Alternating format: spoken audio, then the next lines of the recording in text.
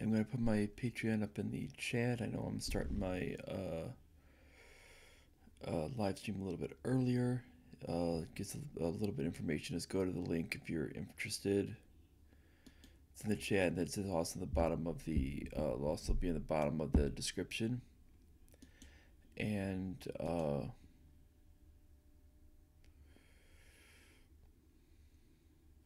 then when we go to, we'll go to the actual meaning of this with it, and these people are probably going to be a little bit confused with this and what it means on it. Now with this, we're going to be going on some basic ideas of it. It's going to be going a little bit beyond the Mueller Special Counsel, but it's going to be using this as an actual idea. Now, when we're talking about this, is what it means to actually convict. Now, to most people with it, they're thinking with Mueller Special Counsel, oh, how come he couldn't convict? How come he couldn't convict Trump or any of the associates on conspiracy to work with Russia? Well, we're going to go over this fact. It's actually not a very hard idea to explain.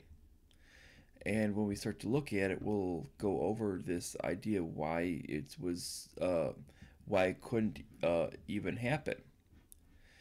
And because if you look at how a normal case develops with it, how you go with the criminal case, this is going to be very, very simple. You need to first gather the evidence, then you start, obviously you're going to, if it's in the case of the victim holding the evidence, you only need to issue a warrant if the victim refuses to comply. And then that's in the case if it's an actual serious criminal case. If the victim does not want to press charges, then the case ends up getting dropped. But if there is a case where it wants to be charged, but they won't comply with the with doing the warrant, with handing any evidence over, you're going to have to submit a warrant, even to a victim. And it doesn't matter where you're going to submit it to, you need these items. And just like you would do the same thing on when you're looking, you're going to do the same thing with the process for looking for a suspect. With any suspects, you're going to be submitting out search warrants and all of the other type of activities and looking for evidence, and you're going to continue in the same process. And it's probably going to seem pretty basic with this idea, but this is the process you need to go at first to actually gather evidence. And this is what you're going to notice was the massive problem. They actually didn't have any evidence. What they essentially did was they relied upon the CrowdStrike, which is the IT service for the Democratic National Committee, to do a forensic analysis of the server. And they were the ones who essentially made the accusation on Russian hackers. And it was essentially reiterated by the intelligence services what they stated. Now there was never any actual there was never actually any forensic analysis on the server to actually prove this point.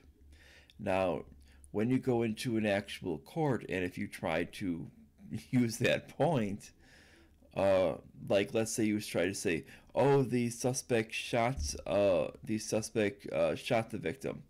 Well, was there any bullet holes found? No.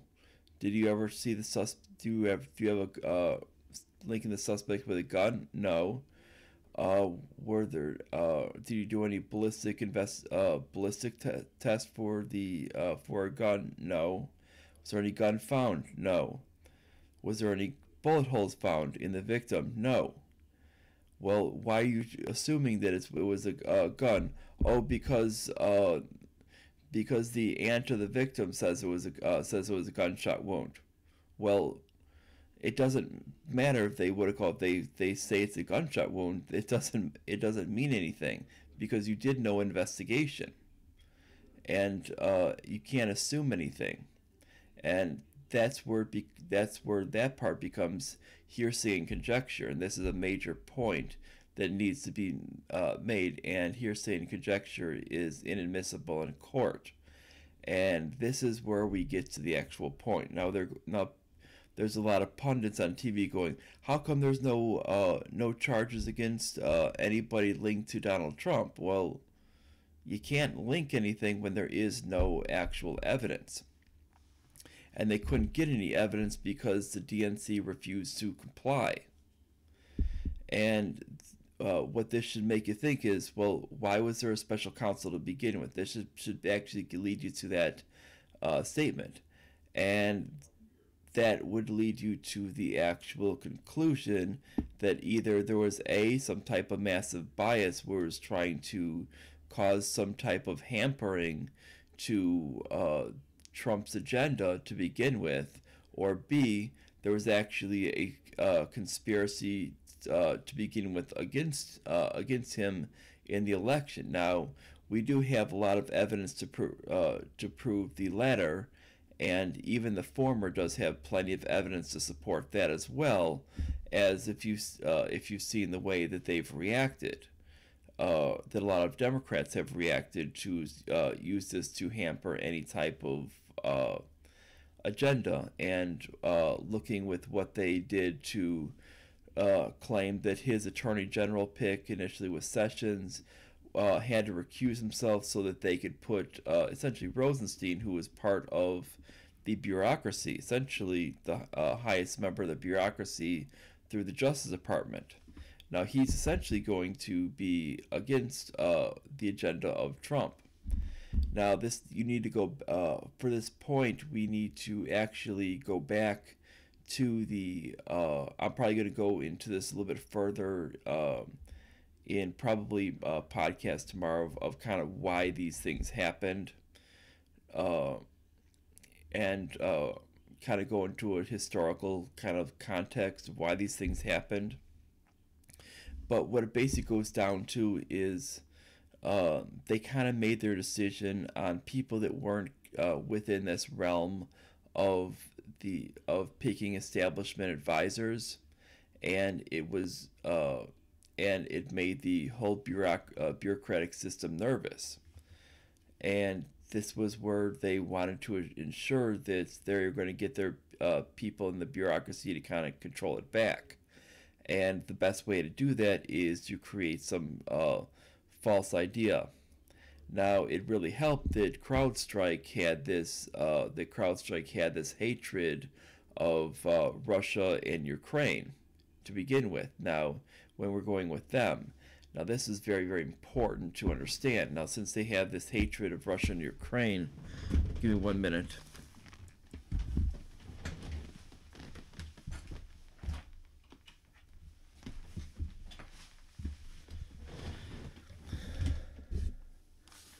Yeah, I just want to make sure I don't have the same problem that I had yesterday with the lights going dim. That was definitely an issue, and I don't want to have that happen again. So basically, they had this whole big beef with Russia and Ukraine, and they knew that that could be a scapegoat. And since we don't have the actual evidence of the actual servers, we do not know. Nobody actually does know, because we can guarantee you all that information has been wiped clean, because we're more than 2 years past that point, and servers can only hold so much data. And since we're talking about something for the whole party itself, it's not going to hold, it's only going to hold so much data, and this is a problem. And we need to understand this, and we need to understand that this is something that is very, very important. And this is something that matters a lot to the, this goes down to the idea of why would this have happened. Well, this either means that either A, there was something embarrassing on that on the DNC server, or B, there was something illegal on the DNC server. And whichever one this is, this means that this would have been the reason why they would have held back from allowing a true forensic investigation of the server. And which means basically what we're dealing with here is essentially a false investigation. Regardless of which way you fall on this investigation, we need to understand that this was not a real investigation. This was really just a witch hunt. And from either side, they need to realize that was the sole purpose of it. Regardless of if you're on the side of Trump or against Trump, you need to understand that was the sole purpose. Because if you don't understand that, there's really something wrong. Because you need to grasp the theory that this was basically done with improper evidence. There was no evidence injected into the actual case. When you have no evidence there with it, you need to know that there's something else going on. And when we start to see that when they started going outside the scope, this is something when it gets a little bit fishy. And you start seeing, okay, so they're going after foreign lobbyists. Okay, that's one thing. And then, but they're not doing it equally. They're basically saying, okay, we have these foreign lobbyists we have these two foreign lobbyists. We have Tony Podesta and we have Paul Manafort. We have them guilty of equally the same crime, equally doing the same exact thing. Okay, we're going to take Tony Podesta, we're going to give him immunity. We're not going to require him to even testify in any cases. We're just going to slap him with immunity. Okay, when it comes to Paul Manafort, we're going to try and give him up to 30 years as the max potential. I think it was like almost 30 years in prison, something like 26 years or something they were trying for.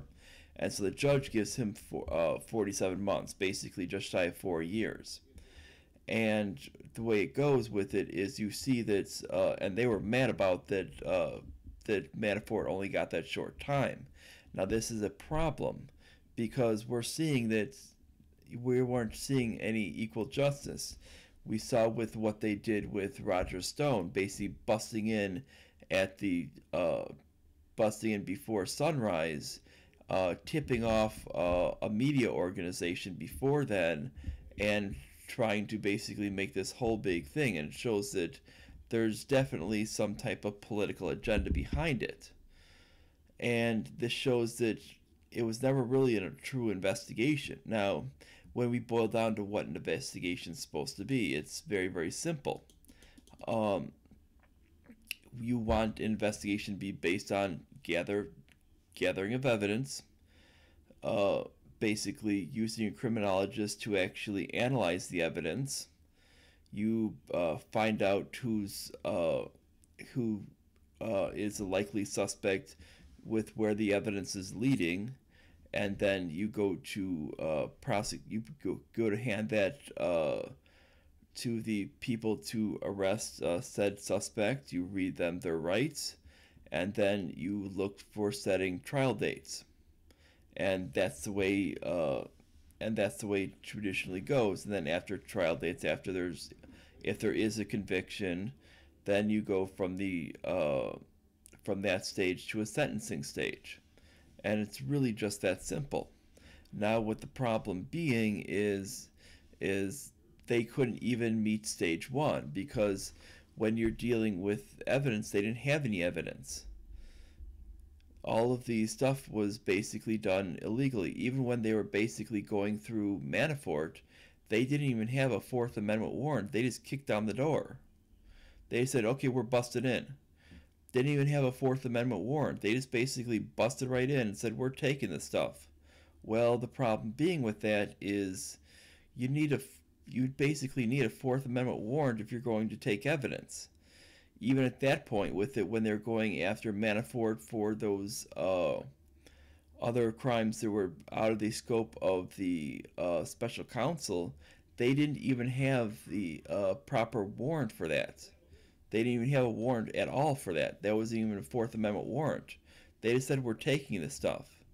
And essentially they basically did the same thing as no different than a neighbor going into his one person going to his neighbor's house and busting in and saying, I'm taking your TV. that was really no different than what they did, and that needs to be understood. And this is probably why Mueller, they rejected any possibility of Mueller getting the maximum time, because the judge understood that this was basically done completely on a legal basis, and it was essentially not even constitutional what they were doing. Now, while he felt that Mueller did violate the law, he did not feel that because they handled it in a unconstitutional manner, that Mueller should get that much for punishment. And this is something that's very, very crucial. And though there's people that feel that if you're going to hand that down, it should be equal to what Tony Manafort gets, and if Tony Manafort is not going to was not going to testify nor get any punishment, it should be considered equal for the stuff, or to Tony Podesta. I'm sorry, but for Tony Podesta, if he's not going to get any punishment and not having to testify, I think it should be considered equal that Paul Manafort should not have to have any punishment. And this is basically doing it fair across the board because of what actually happened, because it was shown that that the way they handled the case to begin with. And I think we should actually see, to make it at least a fair system, is a pardon of anybody involved with the whole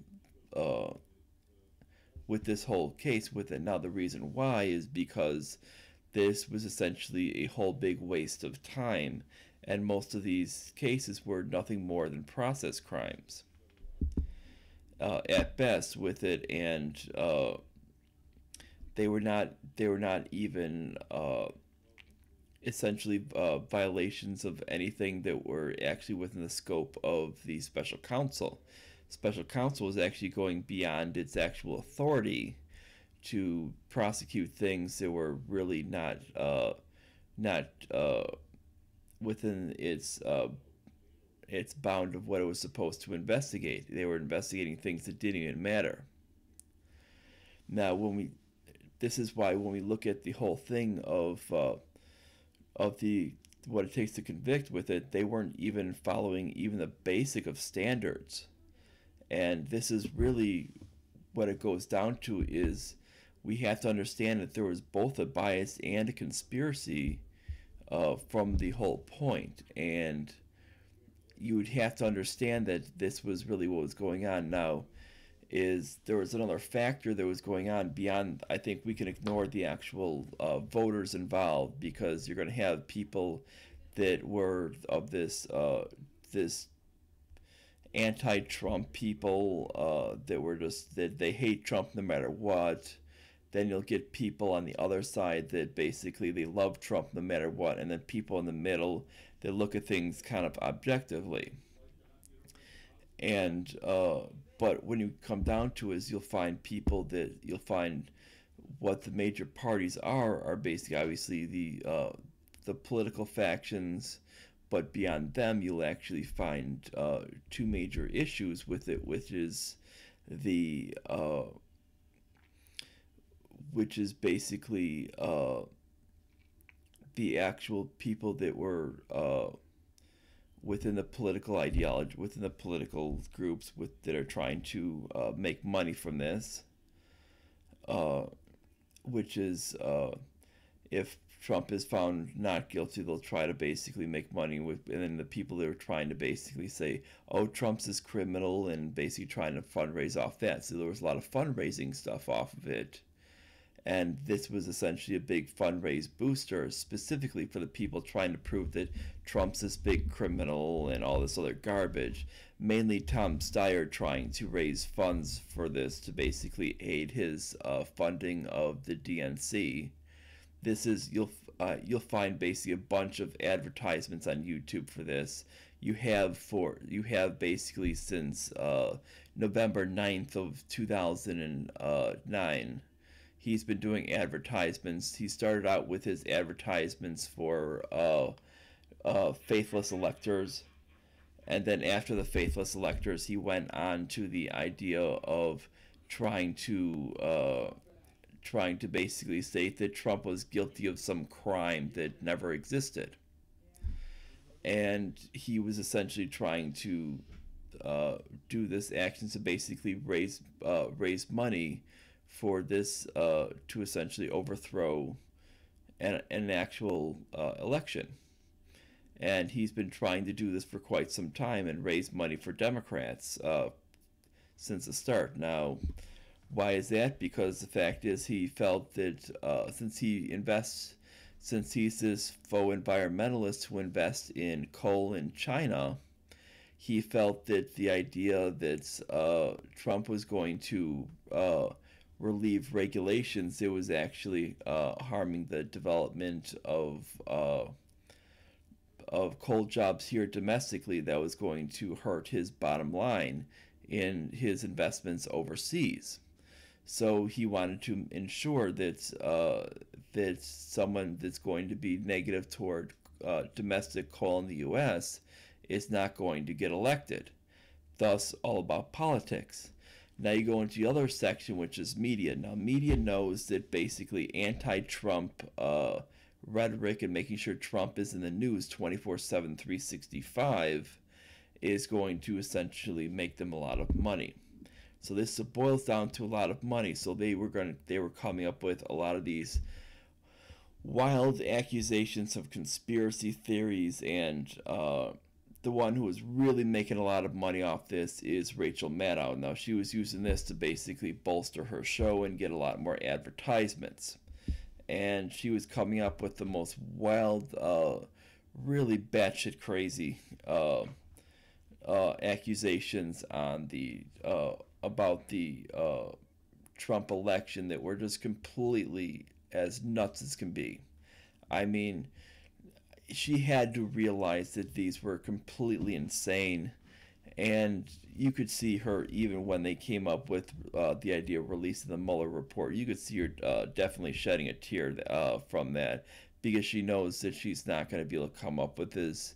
She's not going to be able to get as much money and revenue coming into her show from this, because that's kind of that part of the equation has died. And what's happening with a lot of this is they realize that this part of the equation is going to die.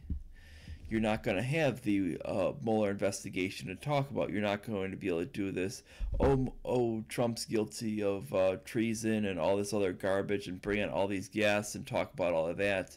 You're going to have to move on. You can still do your complaining about Trump, but guess what? It's going to move on. And when it comes down to it, is you're going to have to move on to something else. And they're going to have to go on to some other type of negative coverage. The thing is they've had well over 2 years of this garbage that they've been boiling on with, and they probably don't know what to do, because they've had these insane conspiracy theories for over 2 years, and they've been feeding into these wild accusations of God knows what, and we don't even know, and basically coming up with these wild accusations and bringing in people that have coming up with these insane theories,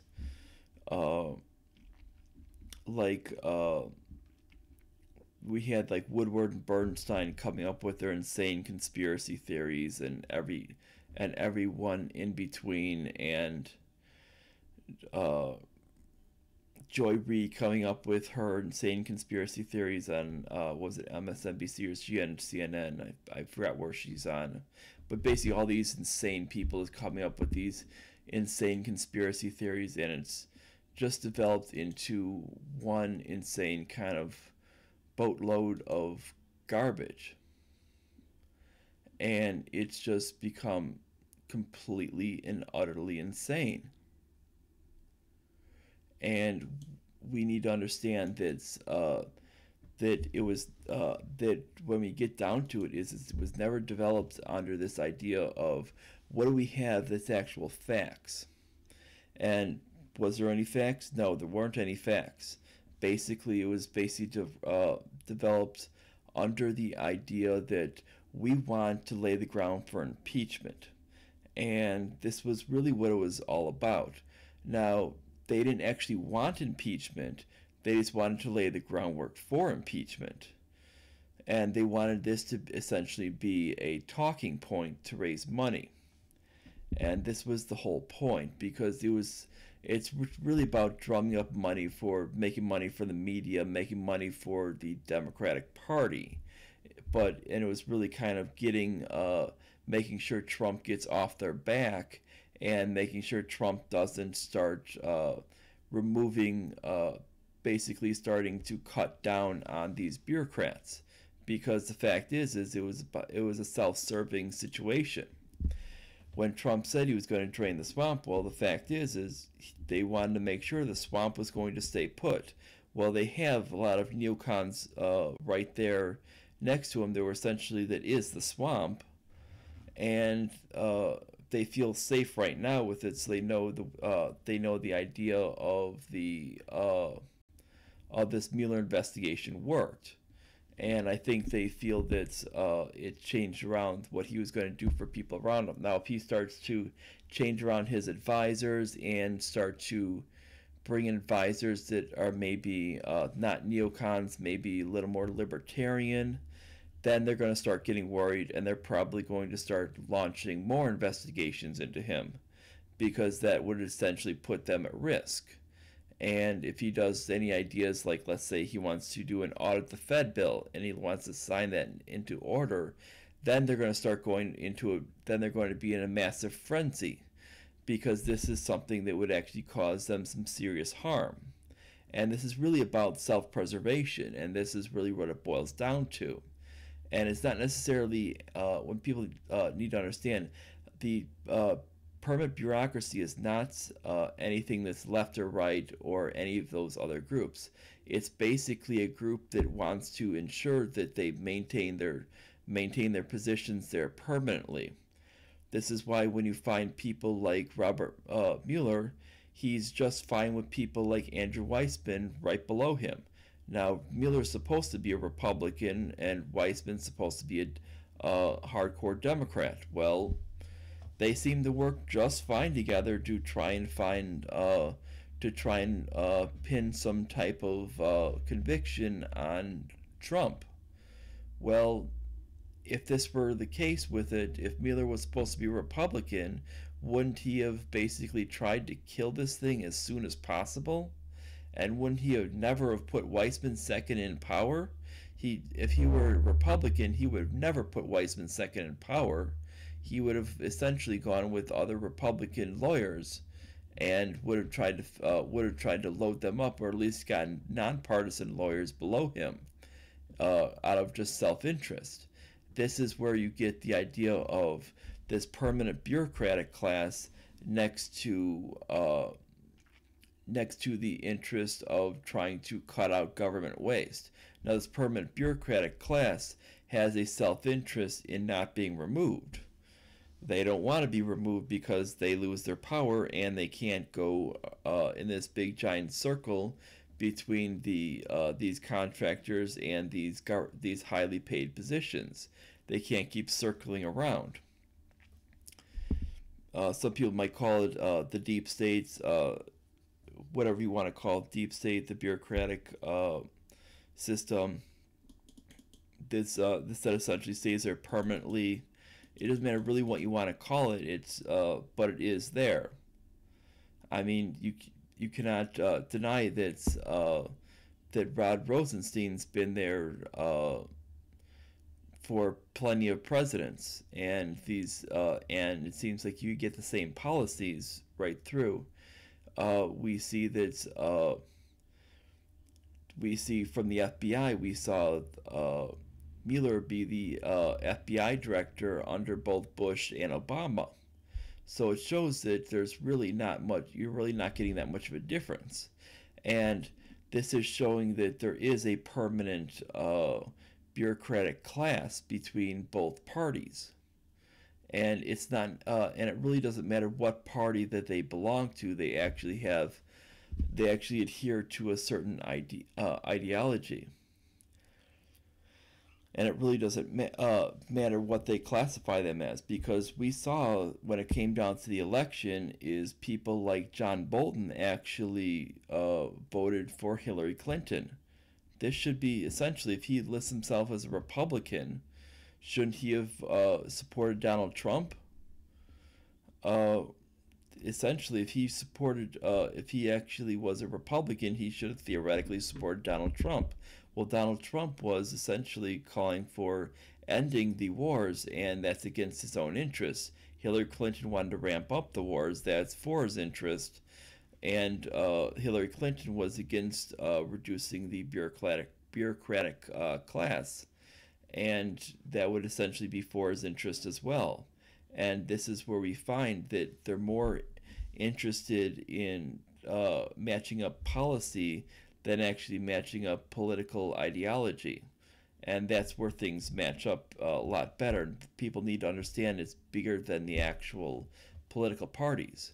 This is why when we get back to the idea of what it takes to convict with it, we weren't going to find it being able to convict because you needed that actual server to begin with. And if the Democrats weren't going to comply, they definitely were not going to issue a subpoena to make the Democrats comply with it, because it could have essentially led to something illegal or embarrassing for the Democrats within that server. And if that would have led to something illegal, then theoretically the special counsel would have had to hand that back to Sessions, and Sessions would have been then having to hand that out to the FBI to investigate.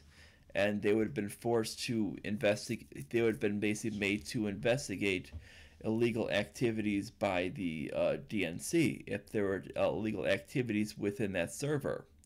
And that's the major point that needs to be made. And we need to understand that that's why this was never handed over, because there's no other legitimate reason if there was actually a crime committed.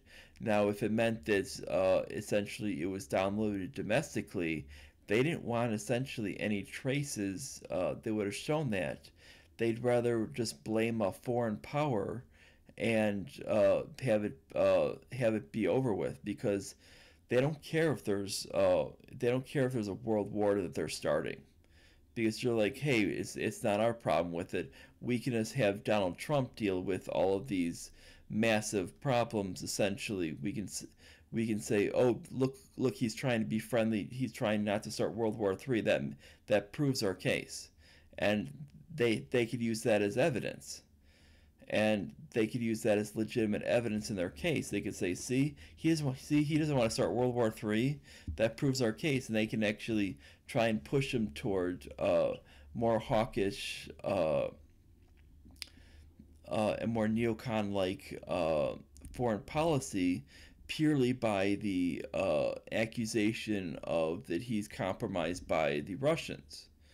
And it's merely based on the idea that they could say, see, he's compromised by the Russians, and get him to act irrationally like he did out in Syria, of launching a bomb that actually helped out ISIS and nearly changed out the face of the war out there in Syria, because of what was basically they were trying to create the illusion of him basically being puppet of Putin. And this is completely irrational. Now, you're having people out there that are claiming that you still have people out there that claim that Assad helped ISIS. You still have stupid people out there that come up with that lie. And we know that Assad is actually in the interest of helping out the Christians and wiping out ISIS. The only people who have actually aided ISIS have actually been the United States, inadvertently, because they've listened to people like John McCain, who have actually been photographed with Ansar al-Sharia, one of the actual groups that aid ISIS. We've actually been seen with our groups actually training ISIS, because that's one of the actual, those are those so-called moderate rebels out there, and by working with Saudi Arabia has actually been funding these groups. And then we also had the situation with Israel stating that they'd rather have ISIS. This is from the defense minister, saying that they'd rather have ISIS than Iran, which means that Israel is not exactly much of an ally, because they're more interested in having ISIS out there than actually Iran, which doesn't commit terrorist acts. And when we look out there, this is kind of, and this causes a lot of problems. So what they do is they can cause a president to act irrationally when he wouldn't normally, and this is what they're trying to force, to act irrationally, which would be more acting like a neoconservative. And that's the whole point of this, and they wanted to actually get them to act more like the status quo. And it was to essentially kind of stack both sides, because if you look at the election, they didn't want, the two that they didn't want, that the bureaucratic class didn't want on the Republican side, was Rand Paul and Donald Trump. Reason why?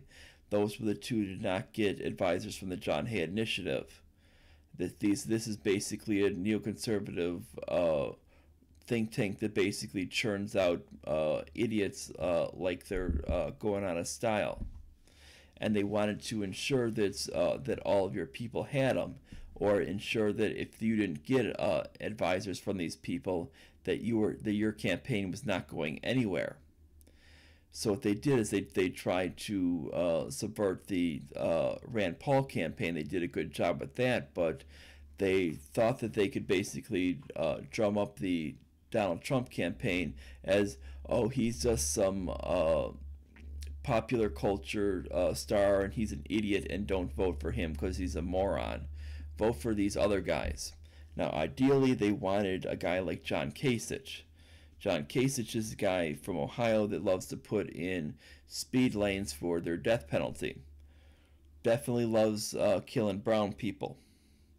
So they knew he would be an ideal thing with it when it comes down to it. This is why when it came down to a VP, they wanted to, this is why when they were trying to do a coup against Trump, they wanted to make sure that they had their neoconservative VP. So you get Mike Pence. Mike Pence essentially is a neoconservative through and through. And if you look at how he actually voices his opinion, he's the same idea as John Bolton. And he voices these opinions that are completely batshit crazy.